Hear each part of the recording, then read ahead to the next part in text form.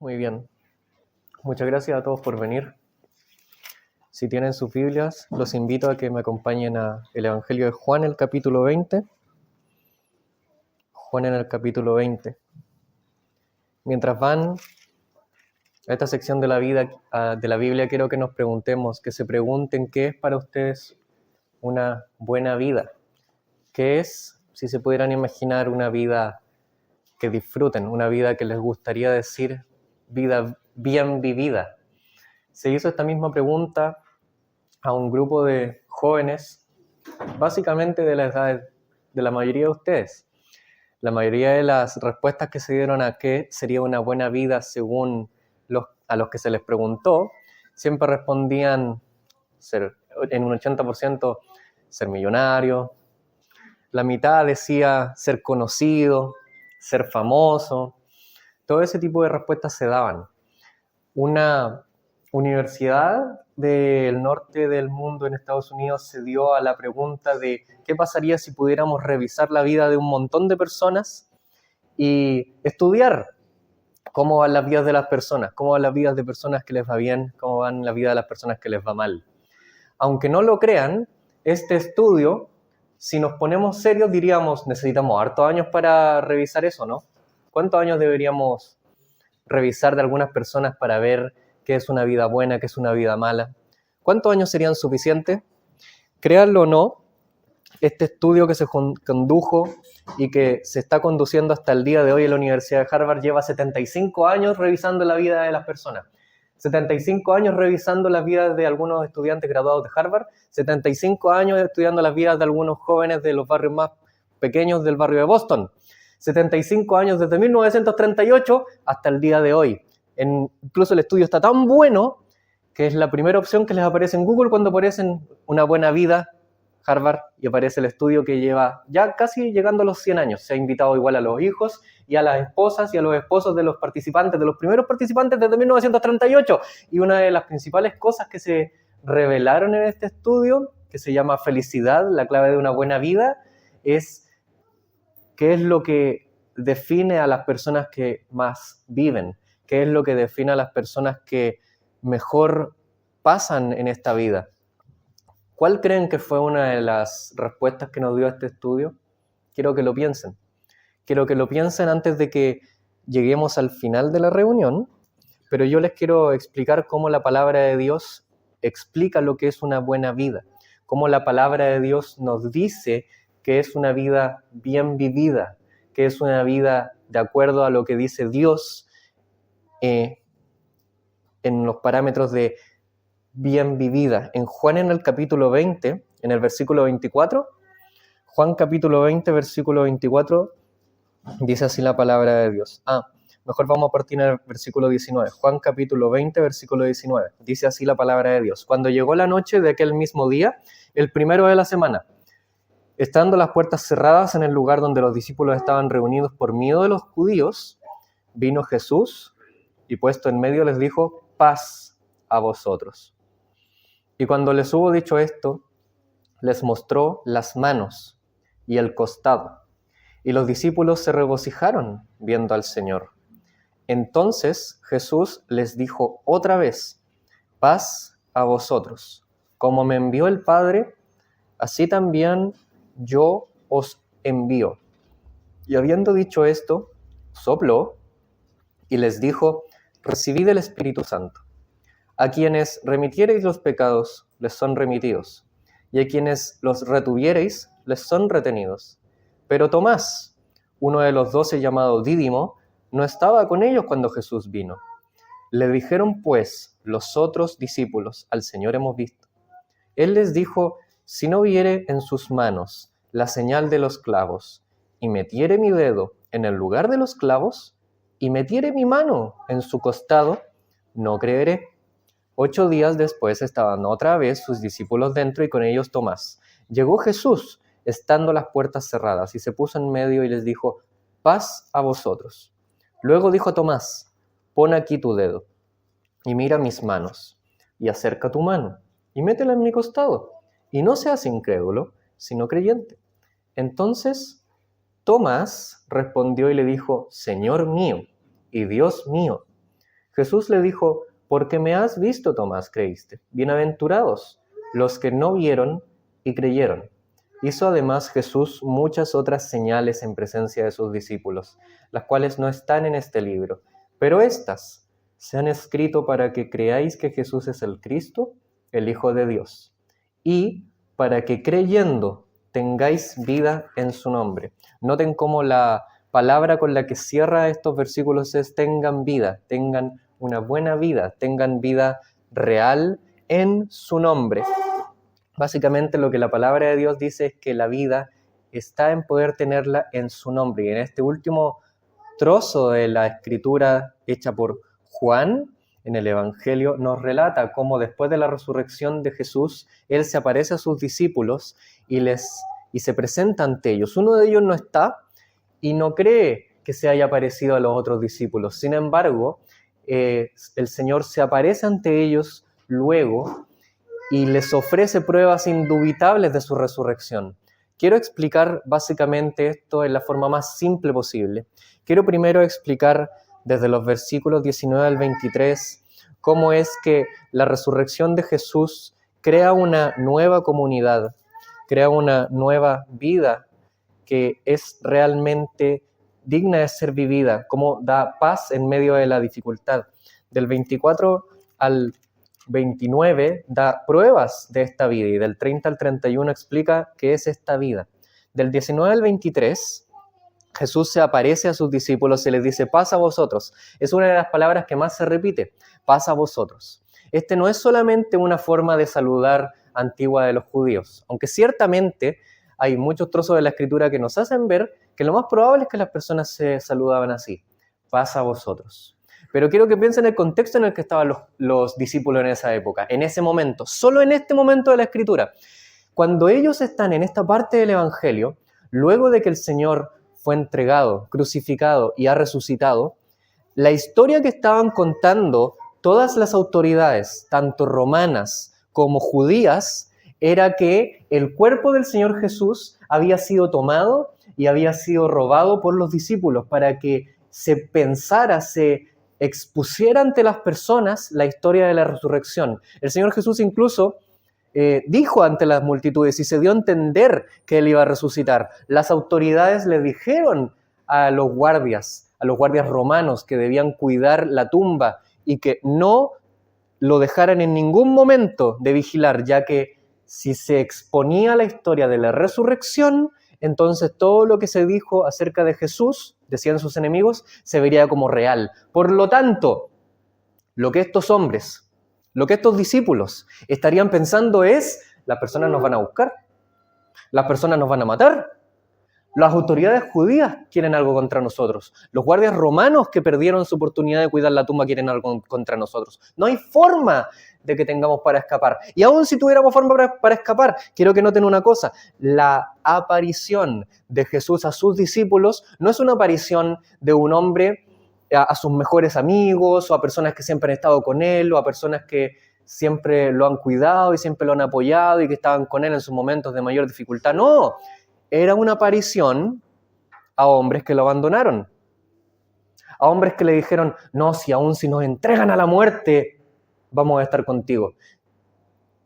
Pero cuando llegaron las autoridades, todos lo dejaron solo. Y aún en medio de la muerte lo dejaron solo. Hay una historia que expone esto en los evangelios, donde Jesús está siendo juzgado y en el patio del sumo sacerdote, si es que no conocen esta historia, es básicamente así.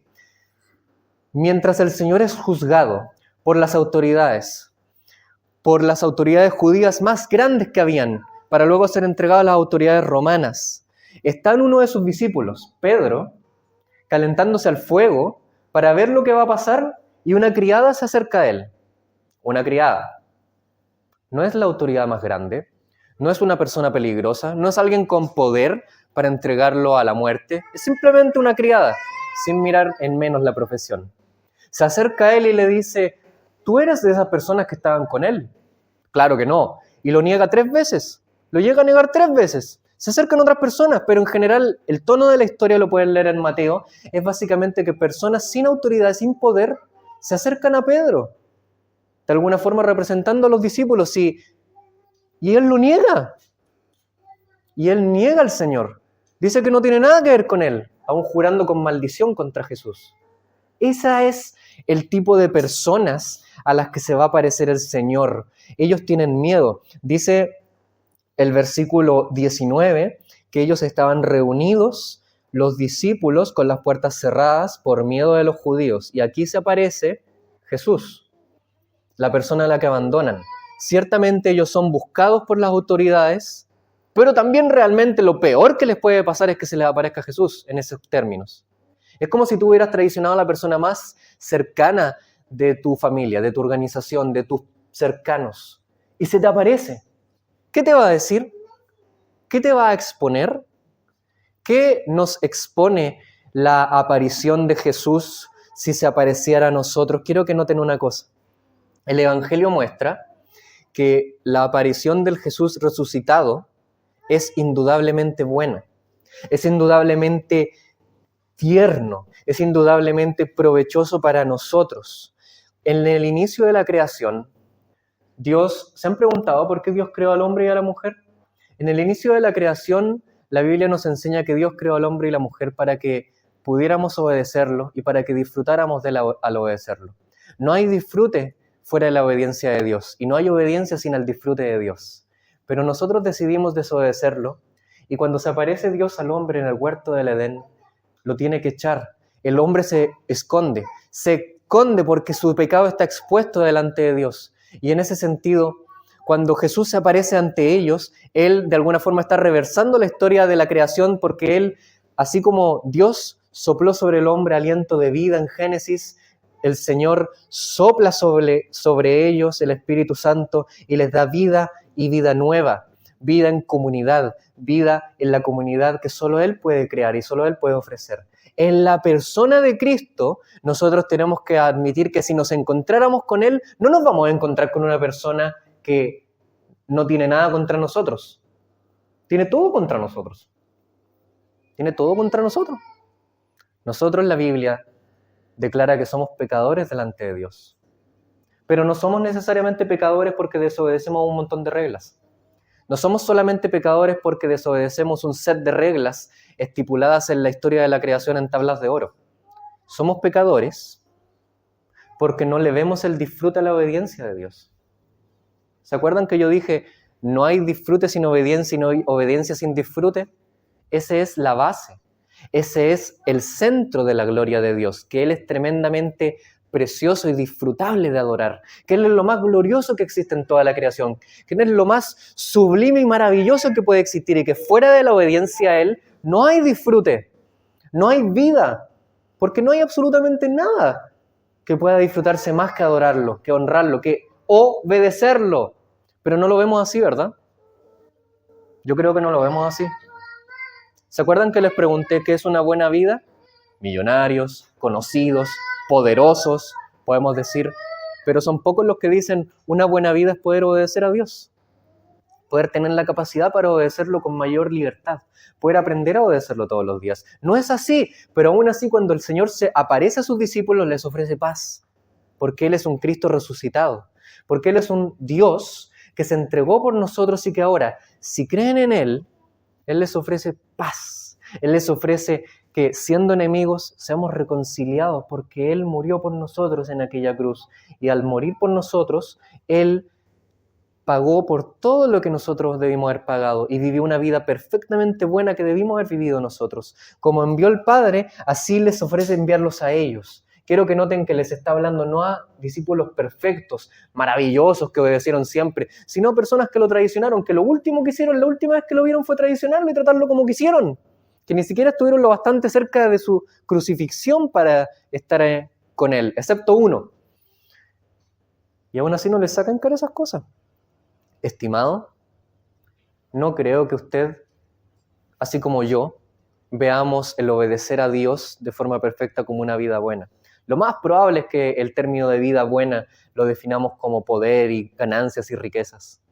Pero Dios nos ofrece que aún teniendo esos parámetros tan débiles, tan pequeños, tan alejados de su voluntad y de gloria, aún así, el Hijo de Dios muere en favor de nosotros para llevarnos a Él, para redimirnos, para salvarnos.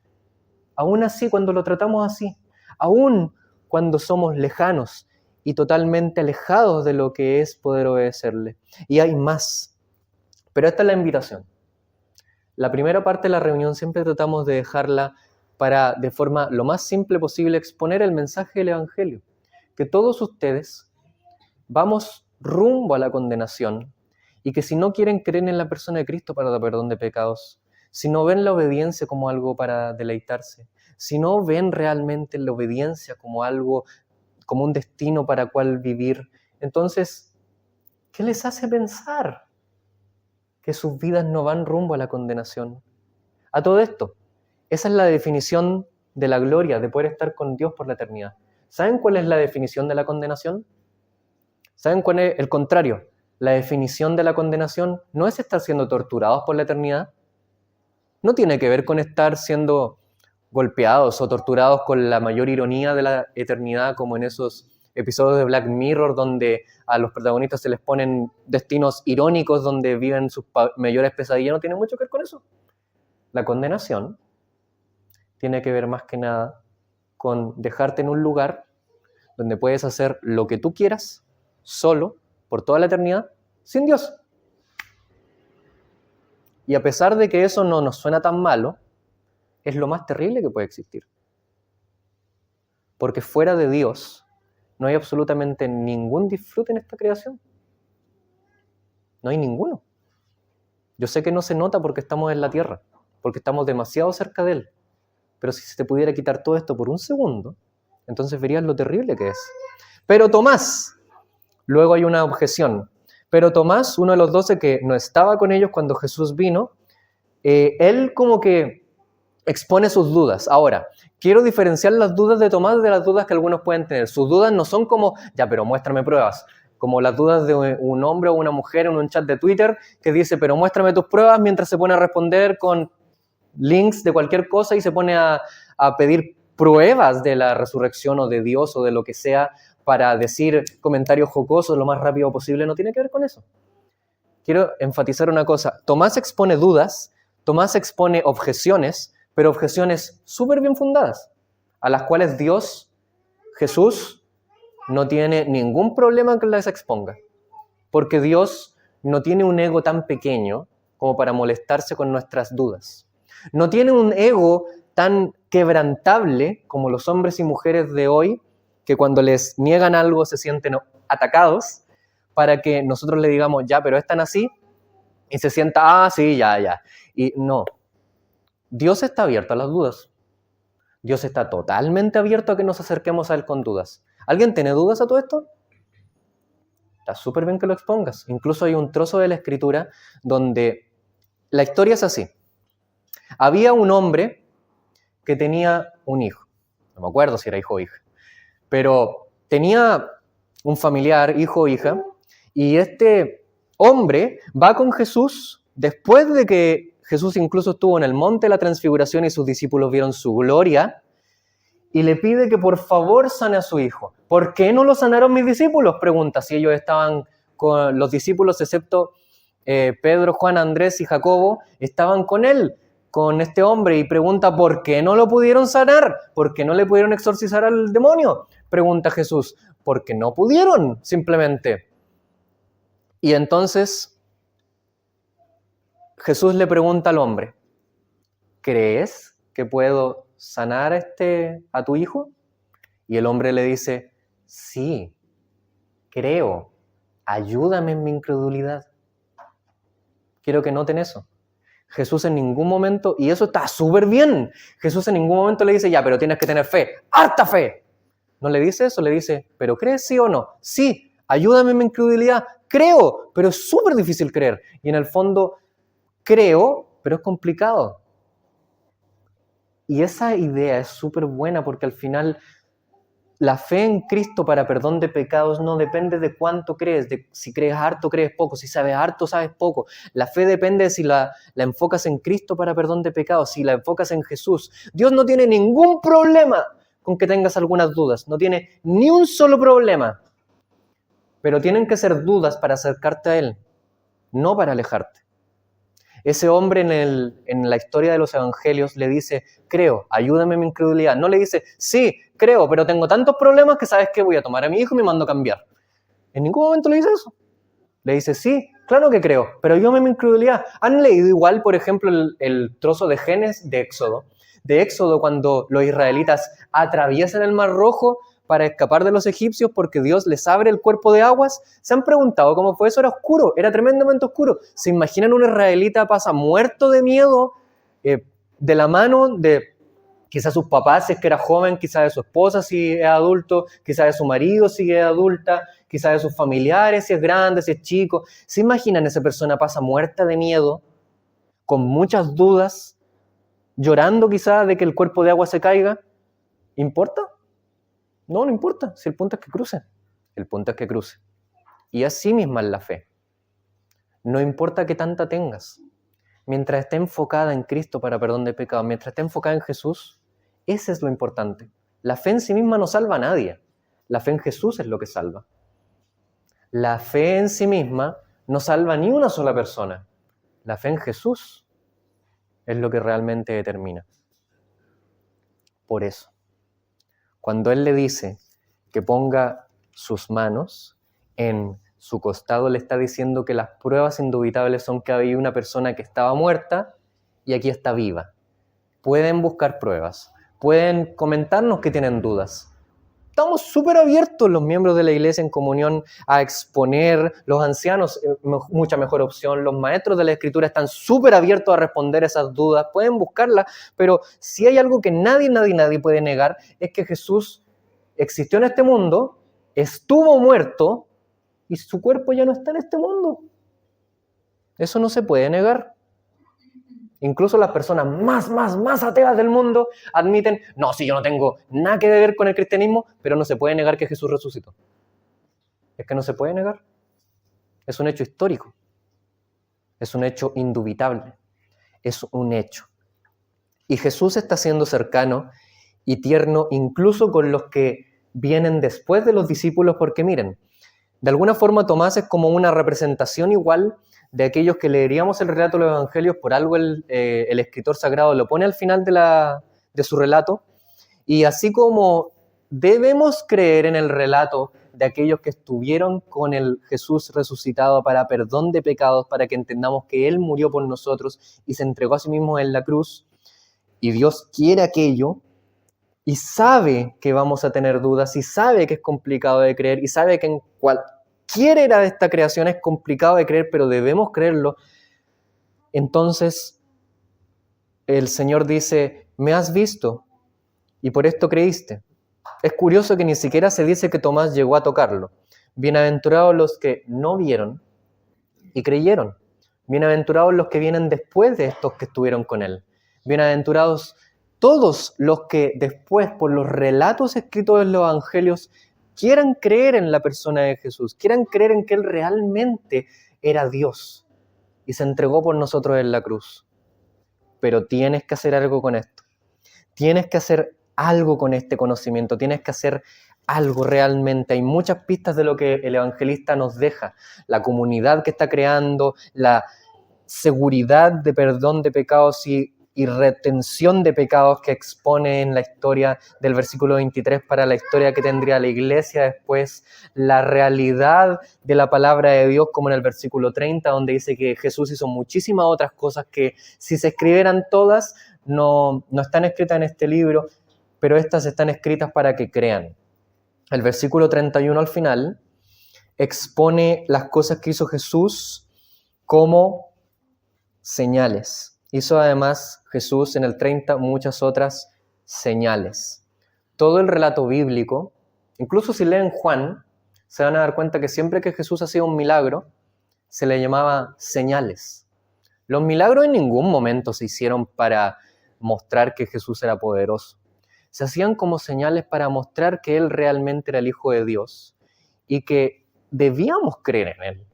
Y que su autoridad era innata y tremendamente cierta. Pero hay algo más, hay algo mucho más cercano, hay algo mucho más profundo. ¿Se acuerdan cuando yo les comenté que se hizo un estudio y se sigue haciendo el estudio y se está haciendo el estudio y es un estudio súper bien hecho que es súper difícil de hacer porque todos los que partieron de este estudio murieron y están conduciendo los otros que tienen cada 2 años mandarle un cuestionario. El estudio es súper choro estadísticamente hablando porque le llega un cuestionario de este tamaño a las personas que están en el estudio, les hacen escáner en el cerebro, van viendo cómo evolucionan de manera temporal, pero se descubrió una cosa súper interesante. Las personas que más viven, las personas que mejor lo pasan, las personas que están, en términos prácticos, viviéndolo súper bien, son las personas que lograron desarrollar las relaciones más profundas. Las personas que peor lo pasaban son las personas con las relaciones más pobres. Ni siquiera me estoy refiriendo a la persona que nunca se casó y que se quedó sola toda su vida. No me estoy refiriendo a eso. Muchos de los que lo pasan mal en el estudio son casados. Y lo pasan pésimo, porque no tienen una relación profunda en su matrimonio. El estudio mostraba que en la medida que uno escoge sus relaciones de una forma duradera, profunda y cercana con personas que están dispuestas a conocerte de manera profunda, entonces solo así tu vida puede ser realmente más longeva, duradera y segura. Y en ese sentido, trayéndolo a la exposición bíblica, ¿qué tal si no te relacionaras solamente con un cónyuge, si no te relacionaras solamente con un cercano, si no te relacionaras solamente con un familiar, sino que te relacionaras con el Dios eterno, todopoderoso y único del universo, que para salvarte mandó a su Hijo, el cual siendo el Rey de la creación, el todopoderoso, viene a este mundo y se hace hombre para perdón de pecados, el que no tomó el ser igual a Dios, sino que viene al mundo, se hace siervo hasta la muerte y muerte de cruz, aquel que no tiene nada que andar cambiando por las personas. Cuando ustedes han visto que en las relaciones muchas veces decimos, esta persona es imposible, no tengo por qué cambiar, tengo que escucharla demasiado, tengo que hablar demasiado, tengo que hablar muy poco, tengo que cambiar por la persona, no tengo por qué andar cambiando. ¿Se han fijado que las relaciones siempre las escogemos por el menor cantidad de cambios que tengamos que hacer, porque nos cae bien la persona, porque es disfrutable, pero Dios, que no tiene ninguna razón para cambiar por nosotros, que nosotros somos los que pecamos, que nosotros somos los que nos equivocamos, de alguna forma misteriosa y curiosa y realmente que me llena de expectación y de curiosidad intelectual? ¿Cómo es posible que Él elige cambiar, entre comillas, cambiar no en el centro de su mismo ser, sino cambiar al punto de hacerse hombre y venir a este mundo sin dejar de ser Dios y pudiendo tener la capacidad de morir por nosotros en la cruz y para más encima tener la capacidad de tener un cuerpo resucitado que toda la creación va a tener las marcas de la cruz y en su costado? ¡Tremendo! Que el Dios eterno, todopoderoso, infinito, que nos conoce hasta lo más profundo de nuestro ser, nos conoce tan bien. Tan bien los conoce a ustedes que tendría todo el derecho a alejarse. Tan bien me conoce a mí que tendría todo el derecho de decirme, mira, mejor no prediques.